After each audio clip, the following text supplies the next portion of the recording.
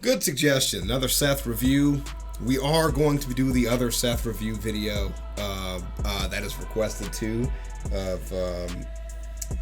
What is that one? Endless Space. We're going to do the Endless Space review. It's actually a game that I've played a little bit before, and I started the video a while ago, and I think I got to talk with Token and then just started playing the game again before I watched the review because I wanted to remember some of why the game was so freaking hard. But amazing Cultivation Simulator review, CCP edition. And it's a 2019 game, which is the most recent game I've seen by him. And I've never heard of this game before, but you guys wanted to see another reaction of his channel, and he asked me to do a newer one, so why not do the newest one available? So, of course, it's going to be a pretty obscure game. It's going to be a game that you probably never played before, and it's probably extremely complicated. That's what I'm assuming. This one looks like it's $24. Trailer for the game.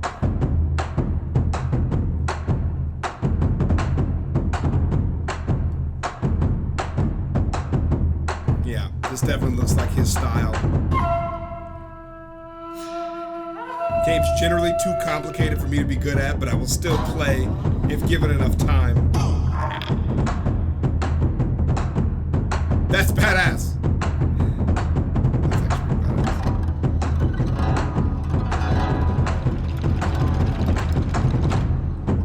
My issue with these kind of games, obviously, is the resource management part of it. It's actually so hard for me to get a hold of because I like to play so many different games. But you know, watching reviews like this actually can help you kind of get a handle on it. So yeah, let's get into it.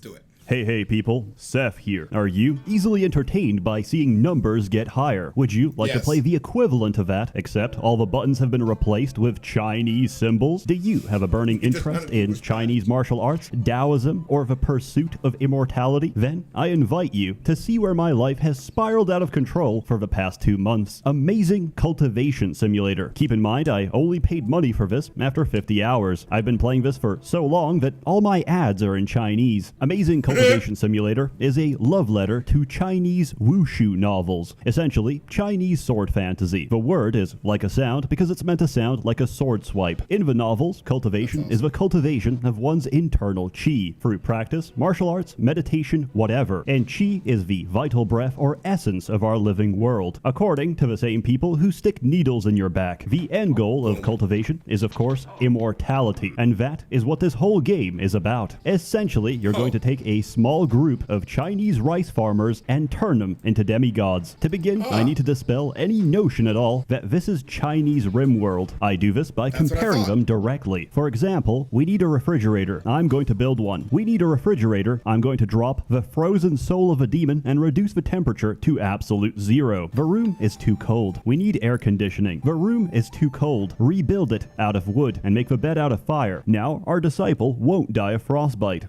He'll die of heat stroke. My colonist is crippled, disabled, and completely geriatric. So the cheapest option is to put him down. My disciple is an old, disabled nugget. We have regrown each of his limbs. Also, he's now a 14-year-old boy. We're under attack by bandits. We should get inside to safety. A man just decapitated my best friend from over 10 kilometers away with a flying fedora. Once you get past the obvious comparisons, you'll never mistake this game for anything else. To begin, you'll need to go through the tutorial. It's very quick and gives you a bit of background to the story. Unfortunately, the English voice acting is questionable. Luckily, this is a fantasy game, so the sound of women is optional. In contrast, the music is lovely and the visuals are gorgeous. Completing the tutorial unlocks the actual game, which is clearly and unambiguously labeled Classic, which, upon clicking, will show a huge list of sliders and settings to scare away the casual guilo. Don't touch anything, just hit confirm. Next, you're gonna get trolled by the Chinese because the developers think it's really funny that there's an almost certain guarantee that you just rolled a Yao Guai as one of your starting characters. Let me explain, white boy. In this world, you can cultivate as either a human or a Yao Guai, which translates to monster, but really we're referring to demons. Yao Guai, henceforth referred to as yogurts, are animals that have gained sentience and become humanoid. However, their existence is unnatural and eventually they have to face tribulation from the heavens. It's sort of like God's That's punishment for being a furry. I wish I knew that before I lost my first waifu to a storm cloud. But because the random character selection randomizes race and 11 out of 12 of those races are different flavors of yogurt, you're very likely to land that. Until you know what you're doing, I don't recommend starting with dairy products. But if you want to speedrun the game, I recommend starting as the fastest animal on land.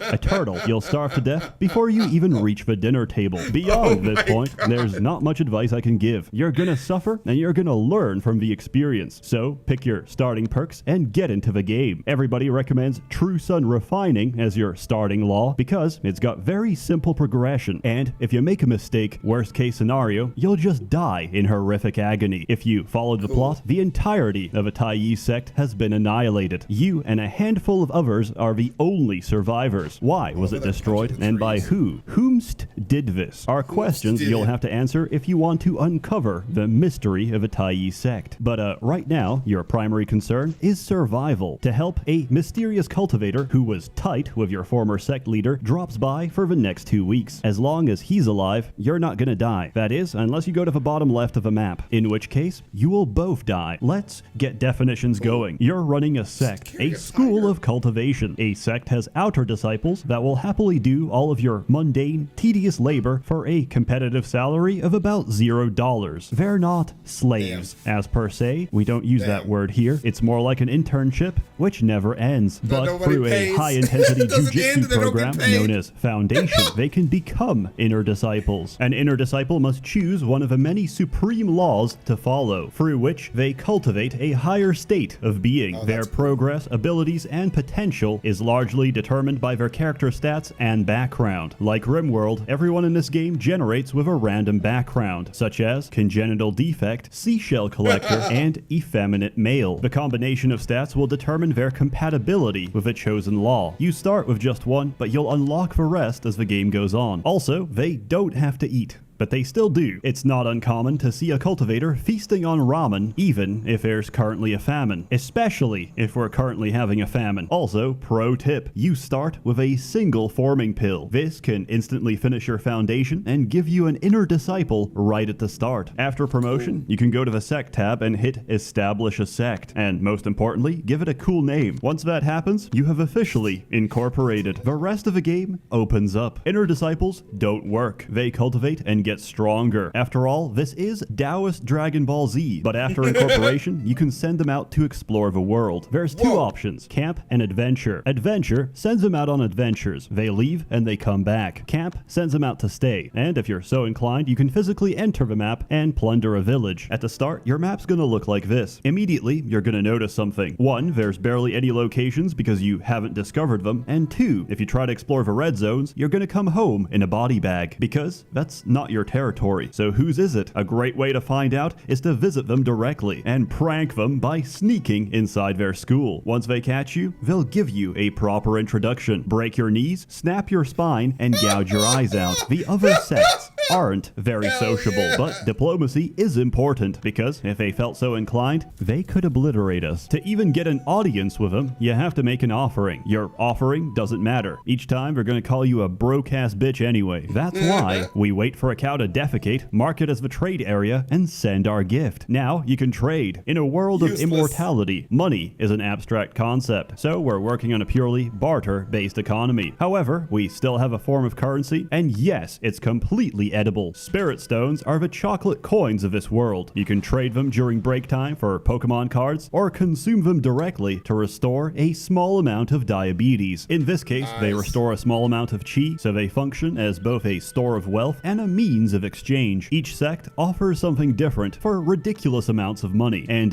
even if you have the stacks to pay for it, we're not selling. That would be like selling weapons to your enemy, and how do we know we can trust you? So you have to butter them up. This is mainly done by asking people across the world whether the leader of a sect prefers cats or dogs, and gifting him the appropriate kind of meat. Let's return to matters back at home. Feng Shui is a Chinese system of thought governing spatial arrangement and orientation in relation to the flow of chi. Have a look. Here's some simple Chinese alchemy that I expect you to memorize by about 200 hours of play. Why do I have to learn this? Because everything in this game is subject to Feng Shui. Everything has an element and they interact with one another. Water nourishes wood. Wood feeds fire. Fire cools to make the earth. Earth produces metal, and metal holds the water, allowing it to repeat the cycle. Okay, that's cool, Seth, but we don't have time for this. Wait, did my guy just die of heart palpitations? Why is the yin-yang symbol in this bedroom red? What the fuck does ominous mean? When in doubt, check the pentagram. Room of wood, bed of earth. Wood defeats earth, making the feng shui of a bedroom ominous. And if you sleep in that bedroom, you'll die of a heart attack. Replace the earth bed with a fire bed, and as wood feeds fire, the feng shui will become auspicious, which means good. However, if you sleep in that bedroom, you'll die of heat stroke. That's because fire and water control the temperature. In a more relevant scenario, each of the supreme laws practiced by your cultivators has an element. Feng shui affects the speed. This is so incredibly complicated,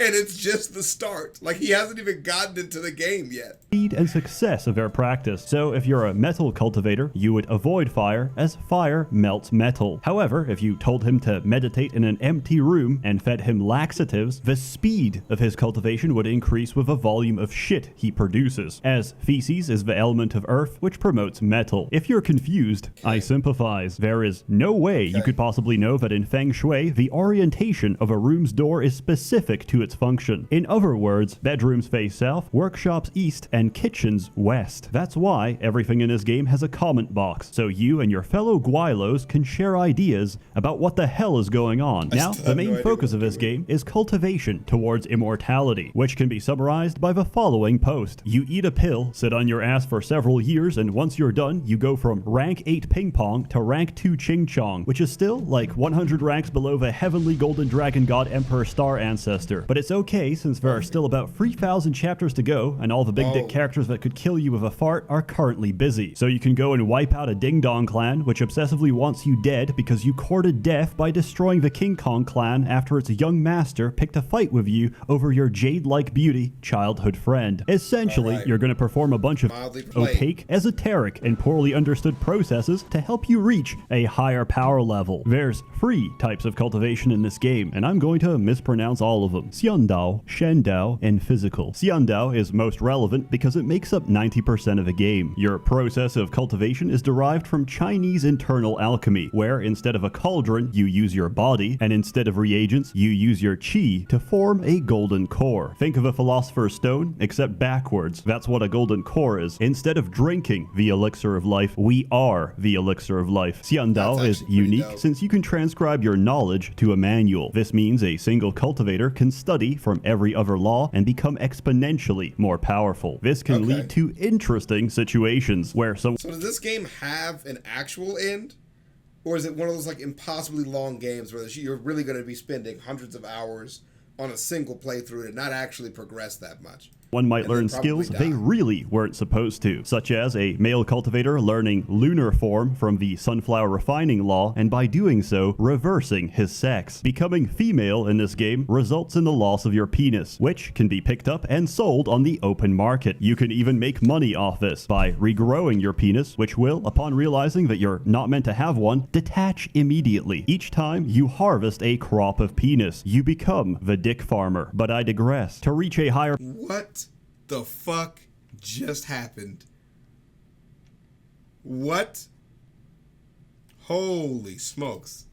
Power level, you have to perform a breakthrough. This is essentially a bottleneck in your training, which you have to overcome or you can't progress. Golden Core, however, is different. It is the single most important breakthrough of your career. Every condition has to be perfect. The season, the weather, the time of day, the mental state of a cultivator, the element of a room, the chi density, and the amount of chi flowing through the cultivator's meridians. Get all those right, and you just might get a better result than I did. I genuinely thought I did pretty good for my first time. Tier 9, I thought to myself, that's a pretty high number. Tier 9 is the lowest tier of Golden Core. It is trash. Literally, swallow a rebirth pill and reincarnate yourself, my man. You fucked up. Early on, your Golden Cores are gonna suck, but with experience comes knowledge, and once you learn how, you'll be making some fat cores on the regular. Then there's Shendao cultivation. Instead of cultivating your chi, you take in the chi of others through worship. Belief is power, and the more people believe in you, the more powerful you become. Once you establish yourself as a divine being with a realm of heaven, you can be the petty god you've always wanted. As a rule, I only answer bad prayers. Drought, bandits, famine, refuse. Don't waste my time. You wish that tomorrow your favorite brothel prostitute hasn't been taken?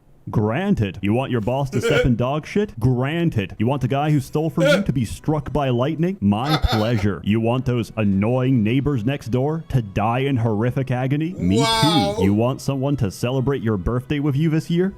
Granted. At some point, I learned to stop worrying and love Shandao. Also, they get the most ridiculous titles. Just imagine that every prayer addressed to you has to be prefaced with, Dear Primordial, True Venerated, Great Pardon, Supreme Virtue, Venerated Holy Emperor. That leaves us with physical cultivation. What is physical cultivation? It's an inner disciple that spent the last 50 days remolding his phallus. Due to the mental state bonus of having a gigantic penis, he is now physically immune to depression. In all seriousness, you take a mortal and you turn him into a Super Saiyan. Every body part, limb, joint, bone, and organ of your body you can remold until you become Goku. And then you give him intense PTSD so he can channel those repressed memories to increase his attack power from 1 million to 7 million and one-shot the entire game. Also, since every yogurt comes from a different animal, they all have unique anatomy that's different to humans, which means for every species of demon you turn to physical cultivation, there's tissue, bones, and organs not found anywhere else. In other words, fuck your opposable thumbs. I got vertebrae fused to my carapace. Sooner or later, your sect is going to be attacked by bandits, demons, or other cultivators. With the exception of physical cultivators, which remove organs with their bare hands, Xiandao and Shandao cultivators fight using artifacts. What is an artifact? Well, anything. A Kleenex tissue, a bowl of ramen, a bag of flour, a bucket of water, a pile of shit, severed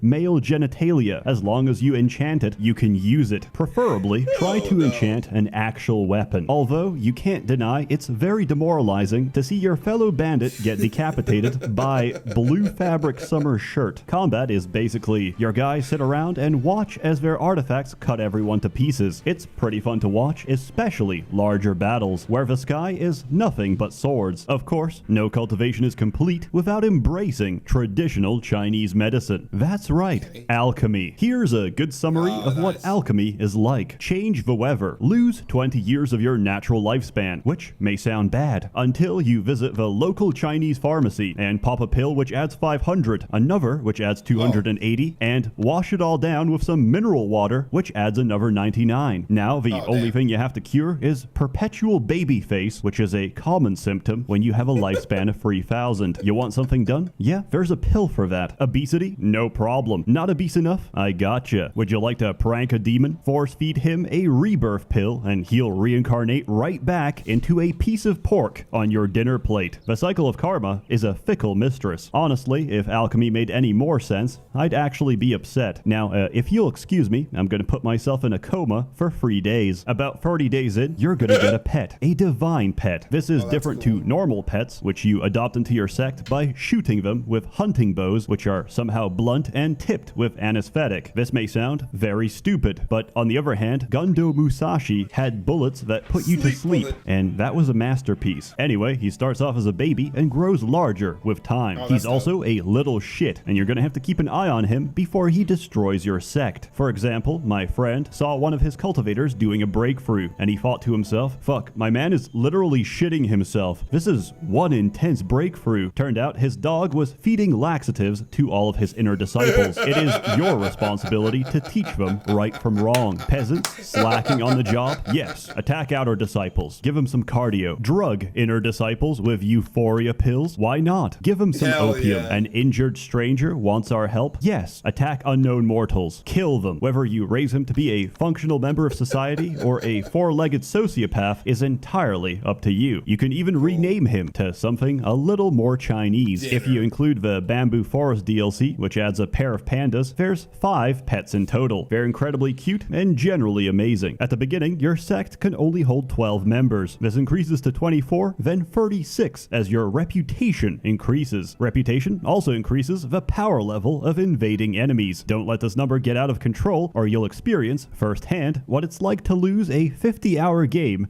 in 5 seconds, which is a good time to inform you that in this game, you can draw Chinese talismans with your mouse, the accuracy of which determines the blessing. You can even draw on a blank sheet of paper, and it's still gonna work. I know this because somebody drew a swastika, and apparently they can now use the oven 12% faster. So please draw a bunch of invisibility scrolls and wear them when you go on adventures. Your sect will thank you each time they haven't been murdered in your absence. It's not easy to make stacks in this game, which is why we have to trick villagers into filling our ranks. We do this by making small talk, finding out that half of them love nothing more than to ravenously consume shit, and invite them over. Because we're gonna need a lot of manpower for our Chinese sweatshop, as inner disciples cultivate immortality. Outer disciples cultivate huge plantations of cotton. We're gonna process that down to fabric, and we're gonna wait, because very soon a merchant is gonna show up. He operates on a sweatshop economy. He's gonna pay you garbage, so you better have a high volume of garbage to sell. Luckily, our emaciated peasants have worked hard this summer, and we just earned 10,000 spirit stones. We're gonna celebrate by losing it instantaneously, because the merchant also sells an invitation to an exclusive event.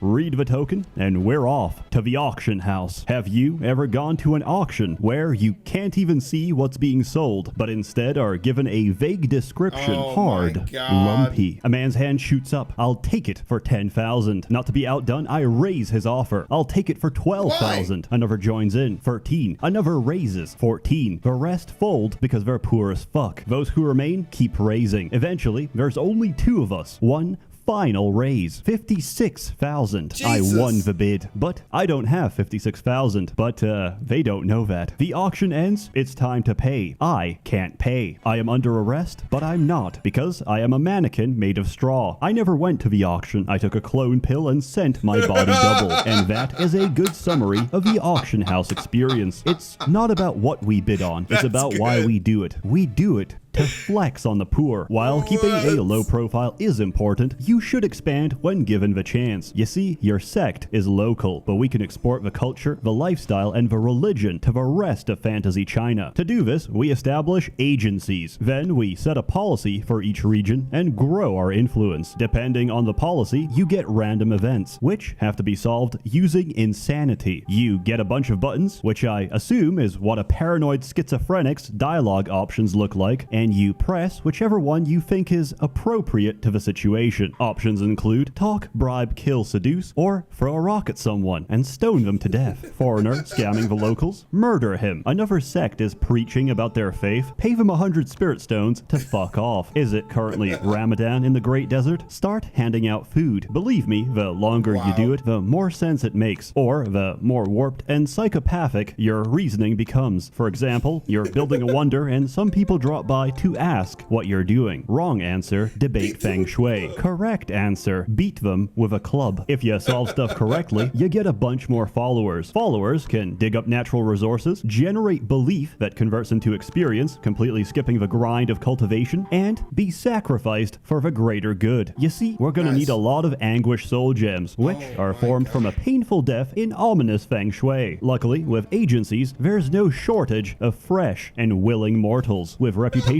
you can build a sect gate. This is the front door, where hopeful mortals arrive to prostrate themselves, begging to be recruited. But instead, we're going to build a hell gate, which is the same gate, but in a room with ominous Feng Shui at a comfortably cool temperature of absolute 0. We're gonna recruit mortals from every city. They will arrive, pray to Hellgate, and freeze to death in horrific agony. And the negative moral consequence of such an action? 0, because they have died through no fault of our own. This is a good time to introduce alignment. Your sect can be good or evil, but preferably we want a balance, so we have good relations with both the virtuous and the demonic. This game exemplifies the Chinese practice of moral relativity.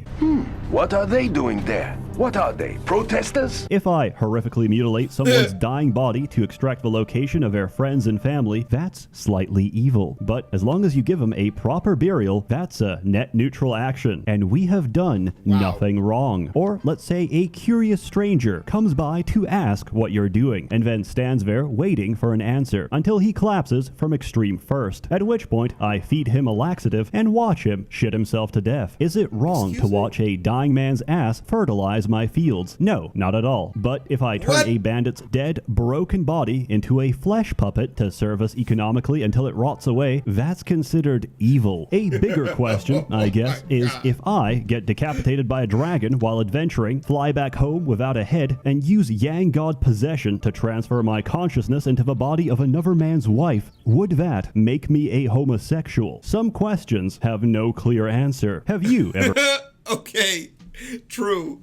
But why does the game still get weirder and weirder, and we're 22 minutes into the description, and I'm still getting surprised? Frozen to death during winter because the wall of your house stood up and walked away. Unfortunately, in this game, that's a frequent occurrence. Without warning, anything on the map can gain sentience. Sentient objects can also randomly enter the map, as I've seen entire pagodas march in and flatten my base. What's the point of them? To grief you. But more seriously, you can turn them into a 14-year-old boy. What is the application of this? Well, you can take a shit, give it sentience, and turn it into a human, who you're going to call Big Chungus, because the guys on Discord data mined the Chinese code and found out that specific set of Latin characters ensures that the sentient spirit will generate with the highest stats possible. Then you're gonna make a literal piece of shit become a demigod and ascend to heaven. And that's what Cultivation is all about. By the way, everyone who ever goes to heaven, whether by death or ascension, gets a little epilogue section, so you can follow the shenanigans of former disciples. Here's a sample of the literary gems you might encounter. Ming Wu reincarnated as an ant, but got drowned to death by a mean child who peed on the ant nest. Then he reincarnated into a parrot, but because he learned a lot of profanities and was swearing all day, someone plucked out his feathers and he froze to death. And in his next life as a human, he met a strange acting boy, and believing him to be an immortal in disguise that could teach him cultivation, he took him in as his own. However, as it turned out, the child was actually mentally retarded. Later on, you'll find out combat gets a little more complicated with the introduction of formations. To understand what that is, go to another sect and try stealing. The moment you do so, a gigantic bubble forms in the sky and tears you to pieces. This is called a formation. The leader of it is called the pillar, and everyone around them an auxiliary. It follows the rules of Feng Shui, so different elements will feed each other as they flow back to the pillar. It might look very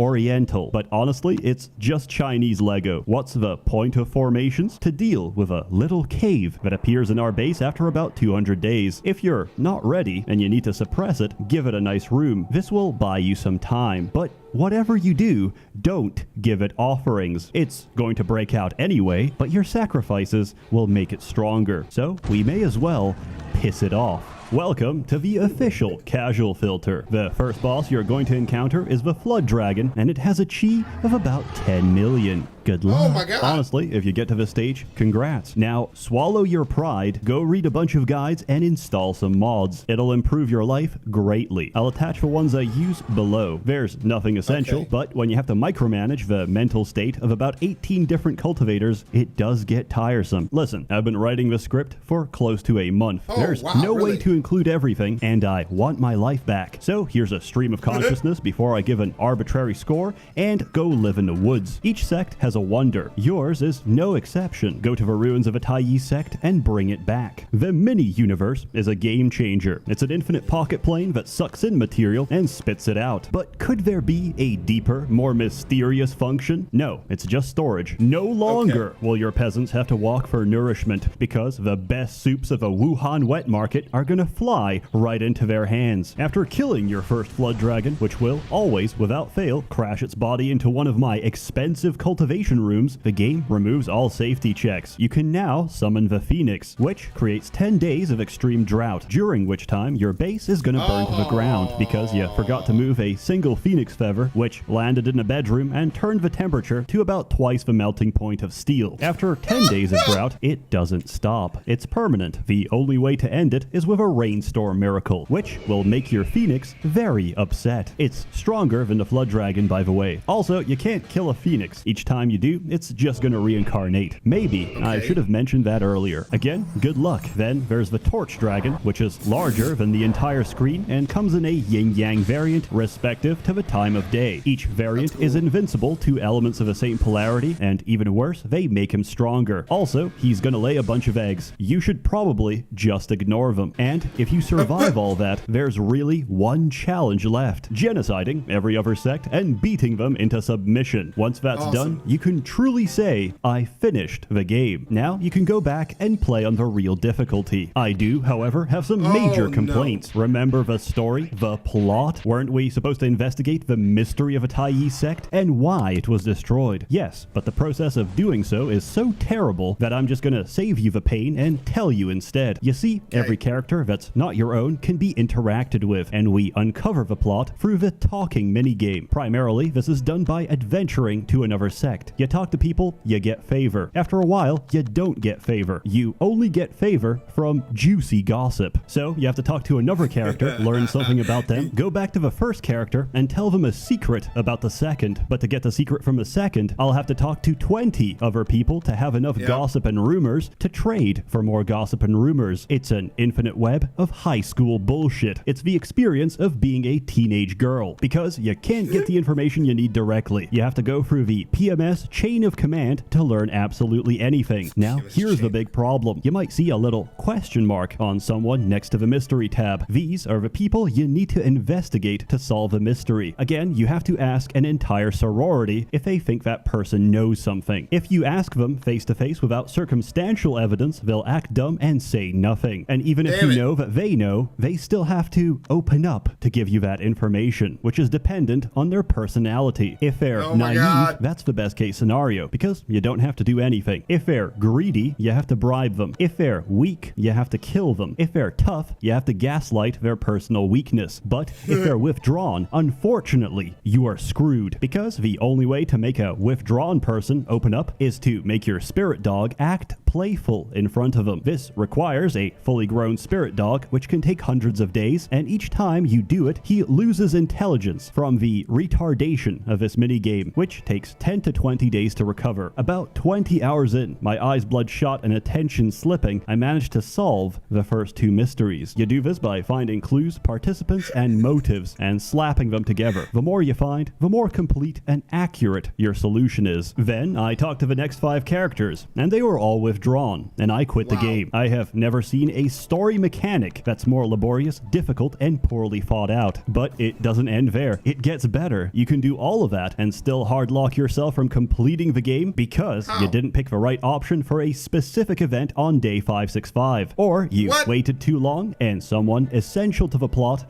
has died of old age. Still, I wasn't entirely sure about the story, so I had to bring in the expert, resident merchant, aficionado of Ben 10 porn, and mentioned on several no-fly listings across Thailand. Hello, my nigga. I become rap people because I eat watermelon. Jap. His hard drive died about 5 times while explaining, but here's the gist of it. The Taiyi sect was attacked. By who? By everyone. Both the evil and virtuous sect leaders conspired together to wipe it out. But what could justify such a strange alliance? Because the old leader of the Taiyi sect is none other than the demon emperor Fu Pekong, who is currently inside your mini-universe. If you talk to him, you'll get your answers. You see, cultivation is difficult, but it's also strangely common to see someone go from mortal to demigod in just a few weeks. That's because this world isn't real. Overwhelmed by demons, the elders left the great vastness of the universe to this pocket universe, where cultivation is quick, but the creed of heaven is weakening, and once it fails, this universe will end. They took a shortcut to artificial power, and now they're trying their best to hold on. In the final act, a cutscene plays, and Fu Pekong undoes the universe, throwing us back into the great vastness. Everyone is mortal again, but this time, we can do it for real. Finally, a title card drops, coming in 2023. Bug Snacks too. And that's the story of amazing Cultivation Simulator, so you never have to go through that horrific experience. In conclusion, I give Amazing Cultivation Simulator 10 out of 10 Euphoria pills. I hate it. It's like the Opium Wars, except in this case, the Chinese are winning. If you're interested, you can get a copy on Steam. Also, it's coming to GOG on the 23rd of July. This is made possible thanks to Polish greed and my growing alliance with a CCP, because I like to bet on the winning team. And right now, that's Team China. A warm thanks to the many members of a Merchants Guild generously funding and bankrolling these videos. You're all truly wonderful. Have a good one.